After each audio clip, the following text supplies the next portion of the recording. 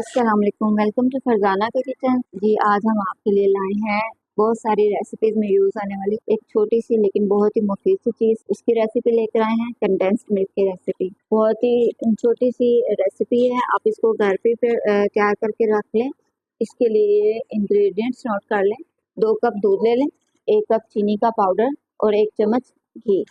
बहुत ही आसान सी रेसिपी है, इसको जल्दी से हम बना लेते हैं। 2 कप दूध ऐड कर लें, 1 कप हमने चीनी का पाउडर बनाया हुआ है उसको ऐड कर देते हैं।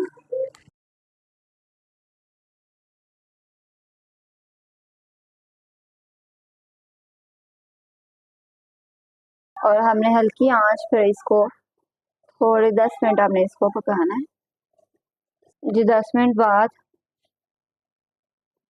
आप देख रहे हैं इसमें चीनी अच्छे से मिक्स हो चुकी है और जैसे दूध उबल रहा है, इस पॉइंट पे आ गया है।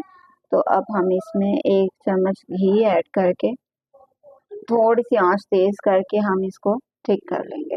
और इसमें जब हम आंच तेज करेंगे तो हम 7 चम्मच हिलाते रहेंगे ताकि एक तो ये नीचे ना लगे। आप देख रहे हैं कि ये गाढ़ा होने लग पड़ा है, ये देखिए थोड़ा थोड़ा सा गाढ़ा हो गया।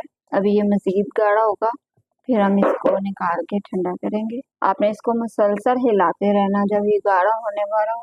कंडेंस्ड मिल्क को आप बना के रख लें, बहुत ही कम वक्त में तैयार हो जाता है। और आप इसको अपने डेजर्ट्स में, कुल्फी और आइसक्रीम किसी भी मीठे में आप ऐड कर लें, बहुत अच्छा टेस्ट आता है। केक में भी ऐड कर सकते हैं आप इसको। जी ये देखें ये थिक हो गया हुआ है, बिल्कुल रेडी है। इसका हम चूल्हा बंद कर देंगे। ये देखें इसकी थिकनेस। इसको अब हम बर्तन में निकालेंगे